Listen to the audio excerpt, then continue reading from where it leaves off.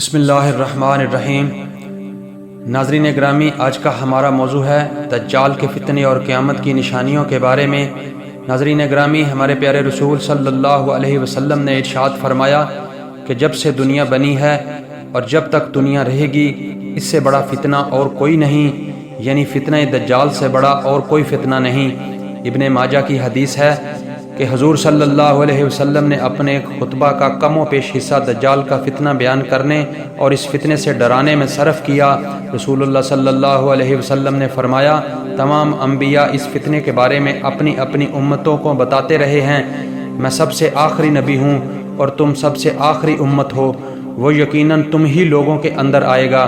اگر یہ فتنہ میری موجودگی میں آیا تب میں خود اس سے نمٹ لوں گا، اور اگر یہ فتنہ میرے بعد آیا تو ہر میرے امتی کو اس سے بچنے کا بندوبست کرنا ہوگا۔ میں اللہ تعالیٰ کو ہر مسلمان کا خلیفہ بناتا ہوں، اور یہ بھی فرمایا کہ دنیا کی ابتدا سے لے کر دنیا کی انتہا تک یہ سب سے بڑا فتنہ ہوگا۔ رسول اللہ صلی اللہ علیہ وسلم نے فرمایا کہ یہ عراق اور شام سے نکلے گا اور اپنے دائیں بائیں خوب گھومے پھرے گا۔ نبی کریم صلی اللہ علیہ وسلم نے فرمایا، اے لوگو، اے اللہ کے بندو، دیکھو دیکھو تم ثابت قدم رہنا، سنو میری امت کے لوگوں، میں تمہیں اس کی ایسی صفت سناتا ہوں جو کسی نبی نے اپنی امت کو نہیں سکھائی۔ وہ ابتدا میں دعویٰ کرے گا کہ میں نبی ہوں، بس تم یاد رکھنا کہ میرے بعد کوئی نبی نہیں آئے گا۔ پھر وہ دجال اس سے بھی آگے بڑھے گا اور کہے گا میں خدا ہوں، بس تم یاد رکھنا کہ خدا کو ان آنکھوں سے دنیا میں کوئی نہیں دیکھ سکتا، اور ہاں مرنے کے بعد اللہ تعالیٰ کا دیدار ہو سکتا ہے۔ اور سنو، وہ ایک آنکھ سے کانا ہوگا اور اس کی دونوں آنکھوں کے درمیان کافر لکھا ہوگا، جسے ہر پڑھا لکھا اور ان پڑھ اور ہر ایمان والا پڑھ لے گا۔ اس کے ساتھ آگ ہوگی اور باغ ہوگا، اس کی آگ مومن کے لیے جنت ہے اور اس کا باغ مسلمان کے لیے جہنم ہے۔ سنو، تم میں سے وہ جسے آگ میں ڈالے وہ اللہ تعالیٰ سے فریاد رسی مانگے اور سورہ کاف کی ابتدائی آیات پڑھے، اس کی وہ آگ اس پر ٹھنڈی اور سلامتی والی بن جائے گی، جیسے کہ خلیل اللہ علیہ السلام پر نمرود کی آگ ٹھنڈی بن گئی تھی۔ اس کا ایک فتنہ یہ بھی ہوگا کہ وہ ایک عربی سے کہے گا، اگر میں تیرے ماں باپ زندہ کر دوں پھر تم مجھے رب مانو گے؟ وہ اقرار کرے گا۔ اتنے میں دو شیطان اس کے ماں باپ بن کر ظاہر ہوں گے اور اس عربی سے کہیں گے، بیٹے یہی تیرا رب ہے، تم اس کو مان لو۔ دجال کا ایک فتنہ یہ بھی ہوگا کہ وہ ایک شخص پر مسلط کر دیا جائے گا، اسے آرے سے کاٹ کر دو ٹکڑے کر دے گا، پھر لوگوں سے کہے گا کہ میرے اس بندے کو دیکھنا، اب میں اسے زندہ کروں گا، لیکن پھر بھی یہ یہی کہے گا اس کا رب میرے سوا کوئی اور ہے۔ یہ اس شخص کو زندہ کرے گا اور یہ دجال اس سے پوچھے گا کہ تیرا رب کون ہے؟ وہ شخص جواب دے گا، میرا رب اللہ تعالیٰ ہے۔ اور تو خدا کا دشمن دجال ہے؟ وہ شخص کہے گا کہ خدا کی قسم، اب تو مجھے پہلے سے بھی زیادہ یقین ہو گیا ہے۔ یعنی وہ شخص ایمان والا ہوگا اور اللہ پر یقین کرنے والا ہوگا۔ دوسری جگہ ہے کہ حضور صلی اللہ علیہ وسلم نے فرمایا کہ یہ مومن میری تمام امت سے زیادہ بلند درجے کا امتی ہوگا۔ حضرت ابو سعید خدری رضی اللہ تعالیٰ عنہ فرماتے ہیں کہ اس حدیث کو سن کر ہمارا خیال تھا کہ یہ شخص حضرت عمر بن خطاب رضی اللہ تعالیٰ عنہ ہی ہوں گے۔ حضرت عمر رضی اللہ تعالیٰ عنہ کی شہادت تک ہمارا ایمان یہی رہا۔ رسول خدا صلی اللہ علیہ وسلم نے فرمایا، اس کا ایک فتنہ یہ بھی ہوگا کہ وہ آسمان کو پانی برسانے کا حکم دے گا اور آسمان سے بارش ہوگی، وہ زمین کو پیداوار اگانے کا حکم دے گا اور زمین سے پیداوار ہوگی۔ اس کا ایک فتنہ یہ بھی ہوگا کہ وہ ایک قبیلے کے پاس جائے گا، وہ اسے نہ مانیں گے، اسی وقت ان کی تمام چیزیں برباد اور ہلاک ہو جائیں گی۔ دوسرے کسی قبیلے کے پاس جائے گا، وہ اسے مان لیں گے، اسی وقت اس کے حکم سے ان پر آسمان سے بارش ہوگی اور زمین پھل اور کھیتی اگائے گی، ان کے جانور پہلے سے زیادہ موٹے تازے اور دودھ دینے والے ہو جائیں گے۔ حضور صلی اللہ علیہ وسلم نے ارشاد فرمایا کہ دجال آنے سے پہلے 3 سال پہلے قحط سالی ہوگی۔ پہلے سال بارش کا تیسرے حصہ اللہ تعالیٰ کے حکم سے روک لیا جائے گا اور زمین کی پیداوار بھی تیسرا حصہ کم ہو جائے گی۔ پھر دوسرے سال اللہ تعالیٰ آسمان کو حکم دے گا کہ بارش کی 2/3 روک لے، اور یہی حکم زمین کو ہوگا کہ کہ وہ بھی 2 حصے پیداوار روک لے، اور پھر تیسرے سال آسمان سے بارش کا ایک قطرہ بھی نہیں برسے گا اور نہ ہی زمین سے پیداوار ہوگی۔ سب جانور اس قحط سے ہلاک ہو جائیں گے مگر جسے اللہ چاہے وہی زندہ رہے گا۔ رسول خدا صلی اللہ علیہ وسلم سے پوچھا گیا کہ لوگ اس وقت زندہ کیسے رہیں گے؟ اللہ کے رسول صلی اللہ علیہ وسلم نے فرمایا، لوگوں کی غذا، ان کی غذا کے قائم مقام اس وقت ان کا کلمہ لا الہ الا اللہ اور اللہ اکبر کہنا اور سبحان اللہ الحمدللہ کہنا ہوگا۔ صحابہ نے اللہ کے رسول سے پوچھا کہ وہ کتنی مدت رہے گا؟ رسول اللہ صلی اللہ علیہ وسلم نے فرمایا، وہ 40 دن رہے گا، 1 دن 1 سال کے برابر، 1 دن 1 مہینے کے برابر، 1 دن 1 ہفتہ کے برابر، اور باقی دن تمہارے معمولی دنوں کی طرح ہوں گے۔ صحابہ رضی اللہ تعالیٰ عنہ نے پوچھا کہ اے اللہ کے رسول، جو دن سال بھر کے برابر ہوگا اس میں 1 ہی دن کی نمازیں کافی ہوں گی؟ آپ صلی اللہ علیہ وسلم نے فرمایا، نہیں بلکہ اندازہ کر لو۔ صحابہ فرماتے ہیں کہ ہم نے پوچھا کہ اس کی رفتار کتنی ہوگی؟ اللہ کے رسول صلی اللہ علیہ وسلم نے فرمایا، رفتار ایسی ہوگی جیسے بادل ہواؤں سے بھاگتے ہیں۔ آپ صلی اللہ علیہ وسلم نے فرمایا، سوائے مکہ اور مدینہ کے وہ ساری دنیا کا دورہ کرے گا۔ جب مدینہ کا رخ کرے گا تو ہر راستے پر فرشتوں کو کھلی تلواریں لیے ہوئے موجود پائے گا، تو انتہائی حد ضریب احمر کے پاس ٹھہر جائے گا۔ پھر مدینہ میں 3 زلزلے آئیں گے، اس وجہ سے جتنے منافق مرد اور عورتیں ہوں گے وہ سب مدینہ سے نکل کر اس کے لشکر میں مل جائیں گے، اور پھر مدینہ ان گندے لوگوں کو اپنے سے دور کر دے گا۔ اس دن کا نام یوم الخلاص ہوگا۔ ام شریک رضی اللہ تعالی عنہا فرماتی ہیں، نبی کریم صلی اللہ علیہ وسلم سے پوچھا، اس دن عرب کہاں ہوں گے؟ آپ نے فرمایا، اولن تو ہوگے ہی بہت کم، اور اکثریت ان کی بیت المقدس میں ہوگی۔ ان کا امام ایک صالح شخص ہوگا جس کا نام محمد بن عبداللہ اور لقب مہدی ہوگا۔ اب اللہ تعالی مسیح ابن مریم کو بھیجے گا، وہ دمشق یعنی شام کی مسجد کے سفید مشرقی مینار سے 2 چادریں اوڑے 2 فرشتوں کے پروں پر بازو رکھے ہوئے اتریں گے۔ جب سر جھکائیں گے تو قطرے ٹپکیں گے، اور جب سر اٹھائیں گے تو موتیوں کی طرح قطرے لڑکیں گے۔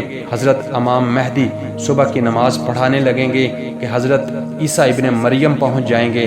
امام مہدی پیچھے کی طرف ہٹیں گے کہ حضرت عیسیٰ ابن مریم امامت کروائیں، لیکن حضرت عیسیٰ ابن مریم ان کی کمر پر ہاتھ رکھ کر فرمائیں گے کہ آگے بڑھو اور نماز پڑھاؤ، امامت تمہارے لیے کہی گئی ہے۔ پس ان کا امام ہی نماز ادا کرے گا۔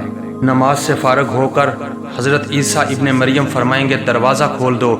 پس دروازہ کھول دیا جائے گا۔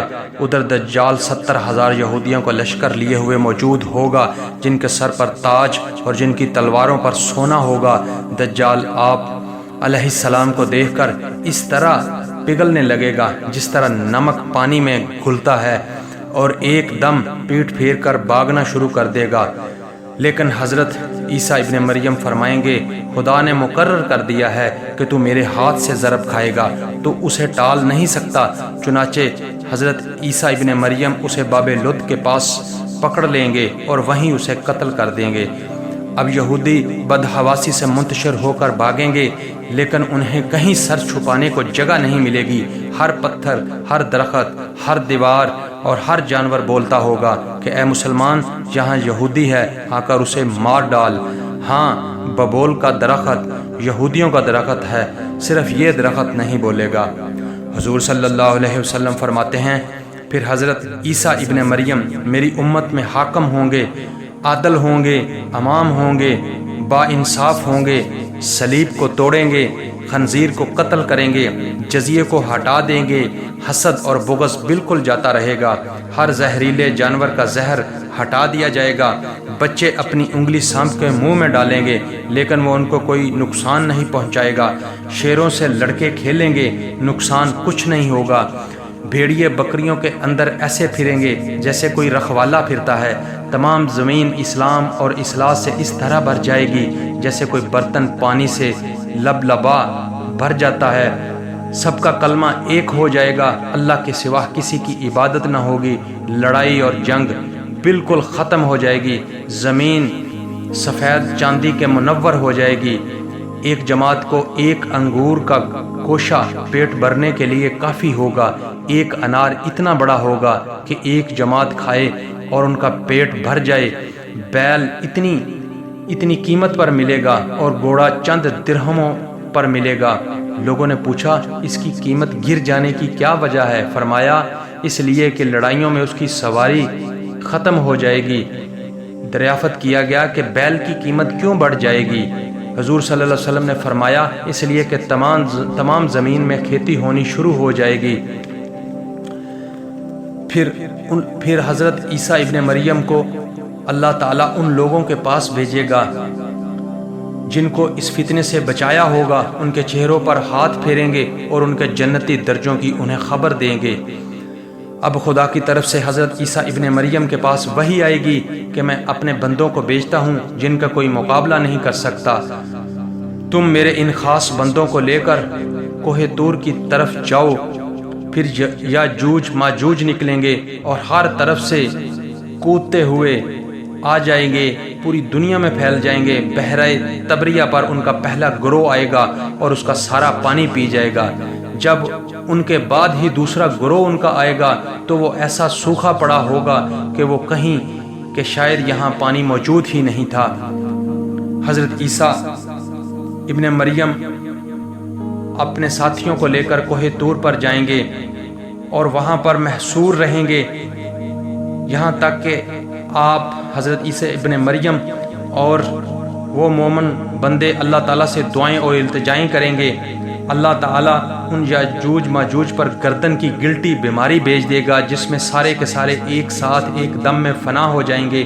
پھر حضرت عیسیٰ علیہ السلام اور آپ کے ساتھی زمین پر اتریں گے، مگر زمین پر بال برابر کسی جگہ بھی جگہ نہیں ہوگی جو ان کی لاشوں اور بدبو سے خالی ہو۔ پھر آپ علیہ السلام اللہ تعالیٰ سے دعائیں اور التجائیں کریں گے تو اونٹوں کی گردنوں کی طرح کے برابر ایک پرندے اللہ تعالیٰ کے حکم سے آئیں گے جو ان کی لاشوں کو جہاں اللہ تعالیٰ چاہے وہاں پہ بھیج دیں گے۔ پھر بارش ہوگی جس سے تمام زمین دھل کر آئینہ کی طرح صاف ہو جائے گی۔ پھر زمین کو حکم ہوگا کہ اپنے خزانے نکال اور اپنی برکتیں لوٹا۔ اس دن ایک انار ایک جماعت کو کافی ہوگا اور وہ سب اس کے چھلکے تلے آرام حاصل کر سکیں گے۔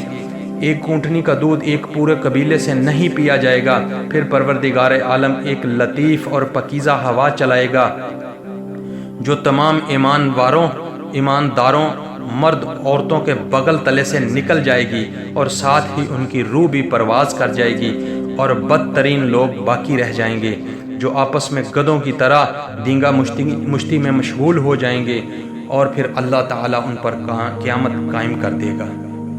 ناظرین، یہ تھی ہماری آج کی دجال کے بارے میں اور قیامت کے بارے میں حضرت صلی اللہ علیہ وسلم کی زبان سے ارشادات کے متعلق ایک ویڈیو۔ ہم امید کرتے ہیں کہ آپ کو یہ آج کی ہماری ویڈیو پسند آئی ہوگی، اور ہم دعا گو ہیں کہ اللہ تعالیٰ آپ کو اپنی حفظ و امان میں رکھے اور آپ کو صحت کے ساتھ لمبی عمر عطا فرمائے اور ہم سب کو ہدایت عطا فرمائے۔ اجازت دیجیے، اللہ نگہبان۔